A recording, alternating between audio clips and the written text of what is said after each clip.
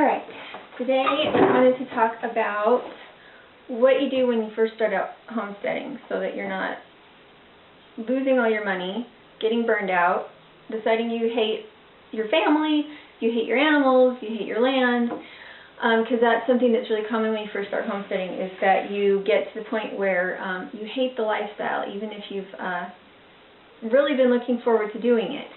So these are the things that I suggest. First, keep a journal.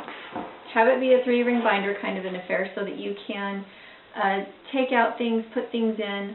I like to save seed packets and or at least take the little blurbs that they have in the seed catalog and put them in my notebook, and then tape them in and then write underneath them how successful they were. Did I like them? And that way in years to come I can look and say, oh, I've already tried that one, it was a mistake, or oh, I really liked that one. So in here I have lists of all the trees that I've already planted, what year I planted them, so I know when they should come into production. I have notes of how successful I was with breeding with chickens or goats or whatever, or if I liked a particular product for farming, this is where I put it. It is getting to the point where I need to make a new one because I can't put anything new in it because I'm running out of space, but I don't want to get rid of any information because I want to remember if I've already tried it. So I started this one in 2009, and I tried to make it really cute so that it was fun to use, so that it was fun to look at, and so that it was concise. I have little tabs in it for where I'm putting things. The next thing is free. Start with free. If you can't find it for free, invent it or find it secondhand.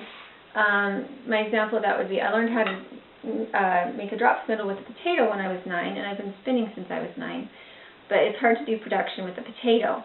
So I went on YouTube and found out how to use a table coaster, a dowel, and a hook to make myself a drop spindle.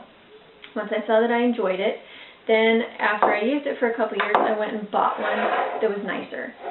This one, you hold it between your knees, and to hold it still, you can use it in the car. You don't have to have that drop with the drop spindle. It's a supported spindle that you can take with you. So I'm like, oh, I love it.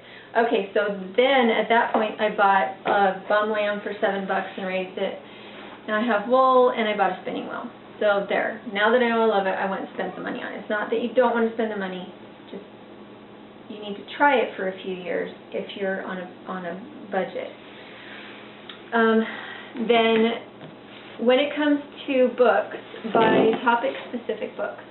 If you want to raise chickens free range, then this would be a good thing. Free range chicken gardens, and it has really good information. So if you're going to spend money on a book, spend it on the actual information you want, not something that you hope the information might be there.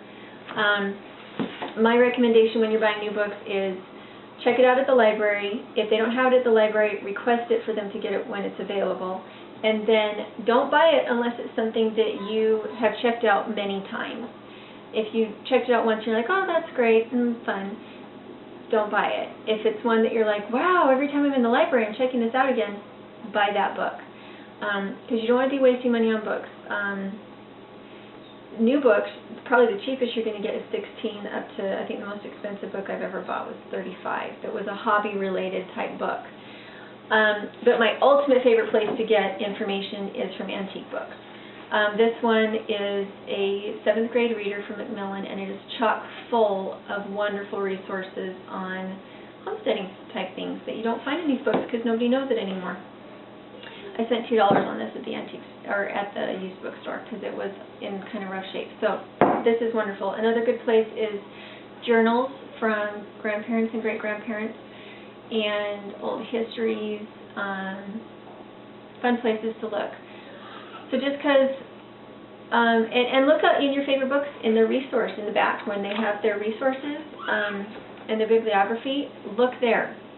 Because a lot of times they got it from an old book that is out of print, but you can still get it on eBay or something. The last thing I wanted to make a really big point about, and it's the most important part, is raise food to feed your family. Don't raise food that your family won't eat. Don't start out trying to sell produce. What you need to do is you need to start out with the animals you were most excited about and raise them and get successful at it and learn how to make it efficient and cost-effective to feed your family.